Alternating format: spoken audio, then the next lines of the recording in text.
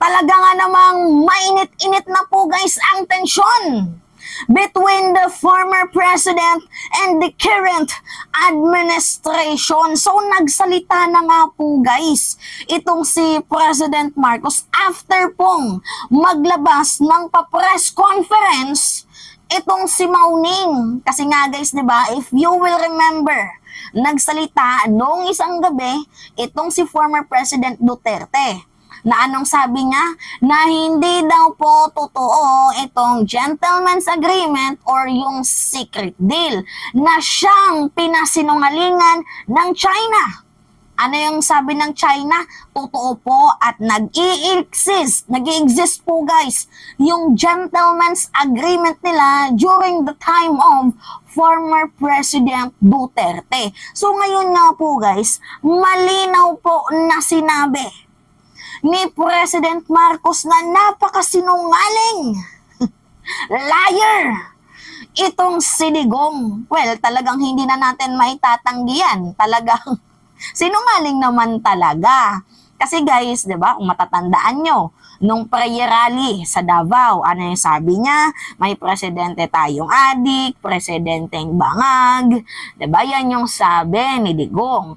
Nung nagkaroon guys ng prayer rally sa Cebu, kanya naman itong itinanggi. Hindi daw siya nagsalita ng ganon.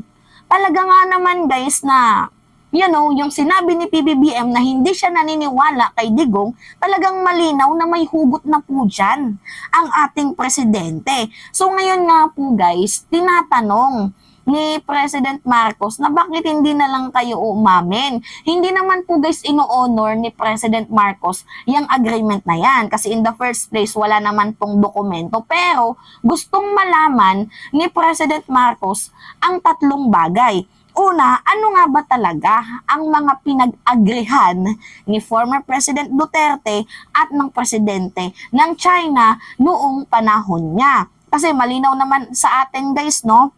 Na meron po talagang secret deal kasi yan po guys ang sinabi ng former ng spokesperson na si Mauning ng China na totoo po itong gentleman's agreement and committed po itong si former President Duterte. So una, gusto pong malaman ni PBBM kung ano nga ba talaga ang napag-agrihan para naman kung sakaling meron siyang dapat trabahuin, hindi po siya mahihirapan. Kasi imagine nyo guys gusto niyang kumpunihin itong ating BRP Sierra Madre. Pero hindi niya makumpuni sa kadahilanan niyang winawater cannon tayo, hinaharang tayo. So gusto ngang malaman ni PBBM kung ano nga ba ang ipinag-agrihan.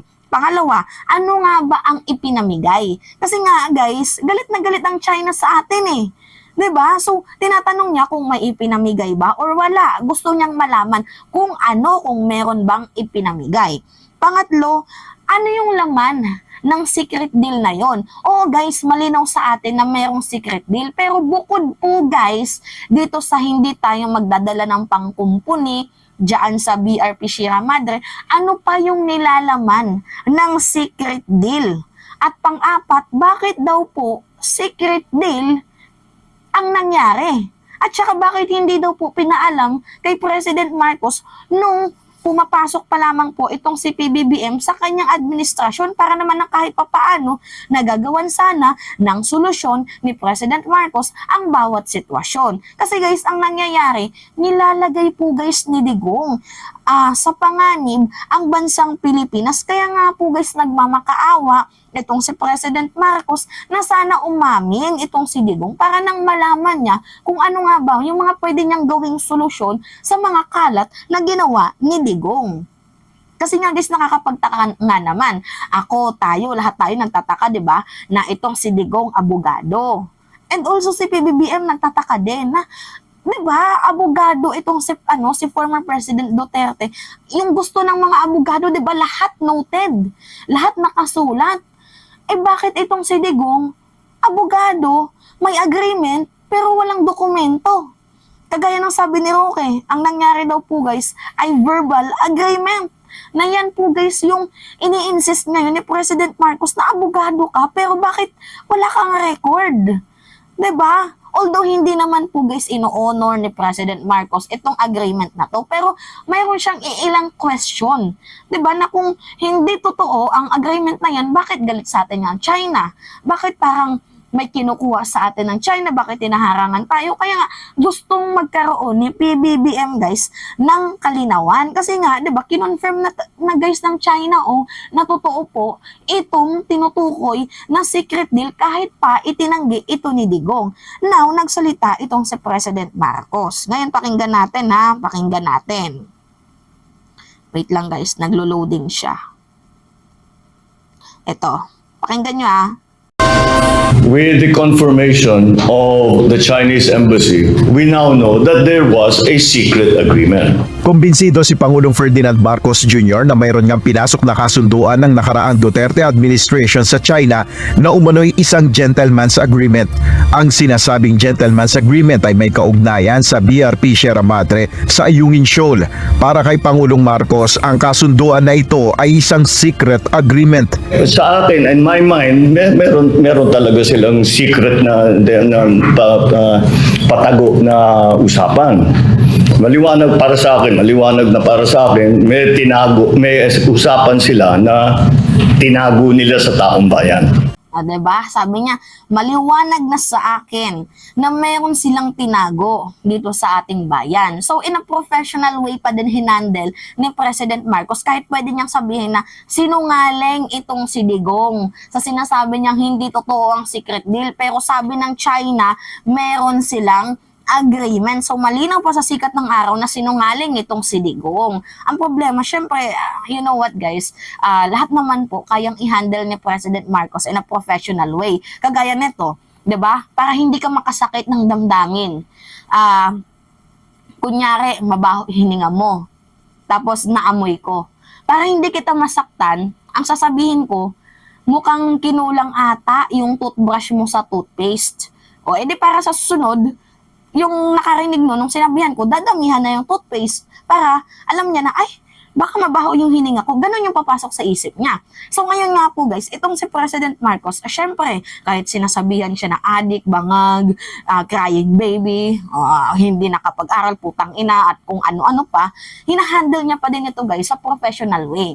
Diba, tingnan nyo, ano yung sabi ni President Marcos, na malinaw na meron pong gentleman's agreement. Meron pong secret deal na itinago sa taong bayan. Ano yung sinabi ni Digong? Hindi daw totoo. So meaning to say, sinasabi ni President Marcos na sinungaling itong si Digong. Pero hinandle niya ito in a professional way. 'Di ba? Inisip niya pa din yung damdamin ng matanda. Ganun po kabait ang ating Pangulo. Yes, totoo yan guys. Pakinggan pa natin. Kaya naman may ilang question na iniwas si PBBM ukol sa isyung ito. Now we need to know, what did you agree to? What did you compromise? Ano yung pinamigay ninyo? Bakit nagagalit sa atin ang mga kaibigan natin sa China dahil hindi kami sumusunod? Ano yung dapat namin gawin? Anong laman ng secret agreement na yan? At pangatlo, bakit secret? Pagka masagot natin yung tatlong yan, magiging mas maliwanag yung issue niyan. Hoping sana na masagot ni Duterte ng maayos, hindi yung tanggi-tanggi pa siya, huli na nga eh. 'Di ba? Yan po guys yung ini-insist ng ating presidente ngayon na sumagot na lamang sana ng matino itong si Digong. Kasi na-trigger din guys yung China eh, na dinideny ni Digong yung secret agreement nila. Tapos, 'di ba, right after na nag-press conference itong si Digong, nagpa-press conference din itong si Mao Ning. Diba? Na hindi. Totoo yung gentleman's agreement na yan during the heights of former President Duterte. Totoo yan, no? Na yung napag-usapan dito, hindi tayo magdadala ng mga materials to, reinforce, to rebuild the BRP Sierra Madre. Yan guys yung napagkasunduan. Ang gustong malaman guys ng ating presidente, maliban doon, ano pa yung napagkasunduan? Kung bakit kasi guys, di ba kung mapapansin nyo, galit na galit sa atin ng China. Kaya nga, sabi niya, yung gusto niyang malaman, di ba, yung tatlo, ano yung pinag-agrehan, di ba? Ano yung laman ng secret deal niyan at bakit secret deal? Yan po yung gustong malaman guys ng ating presidente. And hoping na pag sinagot sana yan ni Digong, sana sagutin niya ng maayos. nang sa gayon, magkaroon tayo guys ng kalinawan. Kasi medyo mahirap paniwalaan si Digong ngayon kasi alam nyo naman yan, yung matanda, abante sulong, atras abante yan eh. Diba? Pansin nyo? Sinungaling. Kaya mahirap nga siyang paniwalaan. And hoping na sana magbigay ng clarification itong si Digong nang sa ganon makagawa guys ng solution, itong si President Marcos, ukol dito sa ginawang problema ni Digong. Dapat sana nakikipag-cooperate. Ang problema kasi guys, imbis na makipag-cooperate, tinawag pang putang ina, itong si President Marcos, tinawag pang second year college, tinawag pang crying baby. Tama ba yun yung pag-handle mo ng issue? Di ba hindi? Kaya nga guys, nakakagalit. Ito pa, Nagtataka ang Pangulo kung bakit hindi ito naidokumento samantalang isang abogado si dating Pangulong Rodrigo Duterte. Giit ni PBBM, wala siyang alam sa sinasabing agreement na ito. Hindi namin alam, walang dokumento. Hindi ko nga maintindihan. Very experienced lawyer si President Duterte. Ang abogado, lahat gusto nila nakasulat lahat yan eh. Bakit walang nakasulat na kahit isang papel? Bakit walang video? Bakit walang announcement? Nothing. Bakit hindi nila sinabi, kung gusto nila isikreto, bakit hindi nila sinabi sa amin nung kami pumasok? Na sabihin, meron kaming usapan, dapat sundan natin. Kaya ang panawagan ni PBBM dapat liwanagin itong mabuti ng nakaraang administrasyon. o yan. Yan yung panawagan ni PBBM na dapat sana linawin ng nakaraang administrasyon. Kasi nga guys, lahat naman tayo nagtaka, 'di ba? 'Di ba? If you are a lawyer, kahit nga guys yung sinasabi ko ngayon, kung kausap ko ay lawyer, lahat yan isusulat niya. Lahat documented kasi para 'di ba? Para walang alibay, lahat nakasulat, lahat documented. Kahit nga isang laway ko lang, may ano yan, may perma agad yung mga ganyan. Pero ito nga yung nakakapagtaka. Bakit walang dokumento itong si Digong? Pero nag-i-exist yung gentleman's agreement na yan. Pero ulitin ko, hindi po yan ino-honor ng ating presidente dahil meron lang po talaga siyang gustong malaman sa pinakamalalim na ibuturan ng gentleman's agreement na yan. Anyway, pagpatuloy. Tanong natin sa kanila, kaya walang dokumento. O sige, ano ba talaga? Ikwento naman ninyo kung ano yung nangyari. What part did you play in all of this? We need to clarify the situation because nalalagay ang Pilipinas sa alanganin. Paano mo gagawin yung tama kung hindi mo alam na meron palang secret deal dun sa tabi, may side deal. Yan. Narinig nyo guys, paano po magagawa ng solusyon ni President Marcos ang bawat sitwasyon kung meron palang peligro na iniwan ang nakaraang administrasyon? Kumbaga guys, ganito yung sabihin niya. Ganito yung gusto niyang sabihin sa taong bayan na gusto niya malaman para nang sa gayon makaisip po siya ng solusyon, 'di ba? Para mabawasan ang nangyayaring tensyon. Yun po yung gusto ng ating presidente, kaso hindi. Iba po yung ginagawa ni Digong. Iba po guys yung, di ba, wala namang masamang umamin kung ano ba talaga yung mga napapaloob dyan. Pero ang problema kasi, patuloy nilang ini-insist na itong si President Marcos gusto ng gera, itong si President Marcos gusto ng martial law. In the first place, gusto lang naman pong kumpunihin ni PBBM ang BRP natin. Pero bakit parang patuloy tayo na wina-water cannon?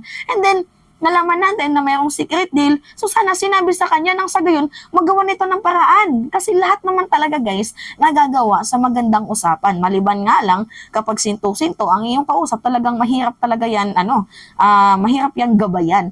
Now, ito yung sinasabi ni PBBM nga, na sabihin nyo lang sa akin, para nang hindi ako nahihirapan gumawa ng solusyon kasi nilalagay nyo ang bansang Pilipinas sa panganib. Yan yung sabi ni PBBM. Diba? Nagigets nyo naman ata yung punto dito. Anyway. Deal. Ayon pa kay Pangulong Marcos, walang alam rin dito si National Security Advisor Eduardo Año na dating kalihim ng DILG sa ilalim ng Duterte administration. Yan. Walang kinalaman si Año. Nako,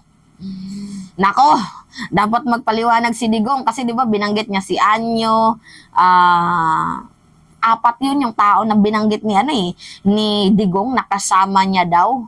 Tapos sasabihin niya walang tiwala daw ang military forces kay PBBM, ganyan yung sinasabi niya.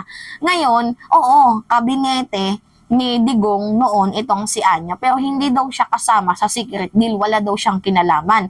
Eh sabi naman ni Digong, nandyan si Anya, bakit hindi mo yan tanungin? Nung tinanong naman ni PBBM, ang sabi ni Anya, wala daw siyang kinalaman dyan sa secret agreement na yan na ginawa ni Digong. Diba? Magpaliwanag ng maayos, hindi yung nandadamay ka pa ng tao. Pakinggan natin. Talked about it, and hindi siya kasama sa usapan eh. He was part of the cabinet, but he wasn't part of the discussion. So he said that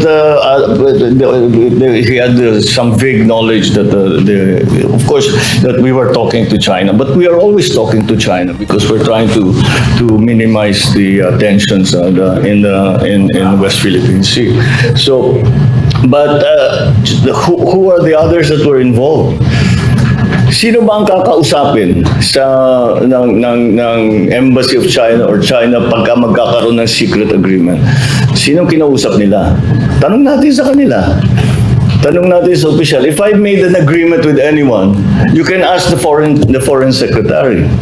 Handa namang makipag-usap si PBBM kay FPRRD ukol sa pagbusisi sa mga dokumento ukol sa pinasok na kasunduan ng nakaraang administrasyon. Send those documents to me. And then we'll sit down and discuss it. I'll do my homework first. Oh, yan. Yan yung hamon ni PBBM.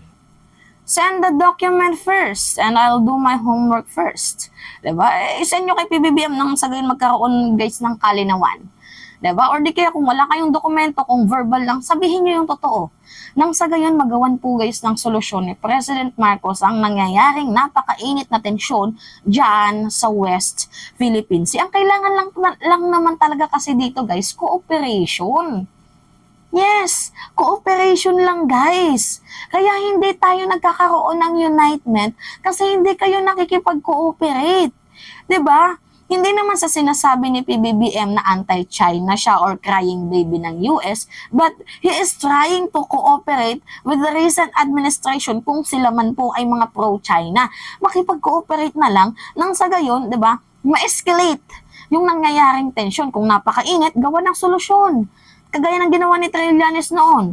'Di ba? Mainit yung tension diyan sa doon sa Scarborough dahil nga may hinuli ang Philippine Navy na Chinese fisherman na nakapasok sa ating bahura. Ang nangyari, nagkaroon ng standoff. Ano yung ginawa ni Trillanes? 'Di ba? Naging back channel negotiator siya. Kasi sobrang daming barko na ang dumating sa Pilipinas. 100 ships na pinalibutan ng Scarborough. So sa pagiging back channel negotiator ni Trillanes, nagkaroon guys ng mga meetings sa Pilipinas, meetings doon sa China. Ano yung nangyari? Napahupa ang tensyon. So ganito sana dapat ang gawin ni former President Duterte, na makipag-cooperate dito kay President Marcos para nang sa gayon magkaroon ng meeting ng China, meeting ng Pilipinas. 'Di ba? Para nang magkaroon guys ng ng magandang ending, magandang closeness, basta magandang ending itong itong secret deal na to kasi hangga't hindi guys nakikipag-cooperate itong si Digong, patuloy talaga ito guys itong secret deal na to na iinit ng iinit. So paano makakagawa ng maayos na solusyon, 'di ba? Itong ating presidente kung yung nakarang administrasyon hindi nga nakikipag-cooperate. 'Di ba? Ayaw nyo ng gera, 'di ba? Ayaw din po ng gera ng ating presidente. Ang problema nga lang dito, baka mamaya bombahin tayo kasi inis na ang China dito kay Digong, tapos isisisi nyo sa ating presidente. So, in the first place, sino bang may kasalanan? 'Di ba? Kung wala sanang agreement na yan, kung walang secret deal na yan, wala sana tayong water cannon. Ganun sana, makipag-cooperate na lang. So, ngayon guys, sa sinasabi ni PBBM, malinaw po na sinungaling itong si Digong at pinapatunayan niya na totoo ang gentleman's agreement na yan dahil po nagsalita itong former spokesperson ng China na si Mao Ning. Pero again, uulitin ko sa inyo guys, hindi po kinikilala or ino-honor ni President Marcos ang agreement na yan. Dahil in the first place, sabi nga ni Roque, verbal yan. Pero gustong malaman ni President Marcos ang pinakamalalim pa guys na hugot dito sa secret deal na yan. Para nang sa gayon, sa susunod, alam na ni President Marcos ang kanyang mga hakbangin, ang kanyang mga gagawin para hindi na po uminit, 'di ba, ang mga posible pang mangyayaring tensyon diyan sa West Philippine Sea. Yun lamang po guys. So, salamat sa panonood. It's me again, si Mima Alicia Nyot. Nagbabalik ulit para sa ating panibagong video.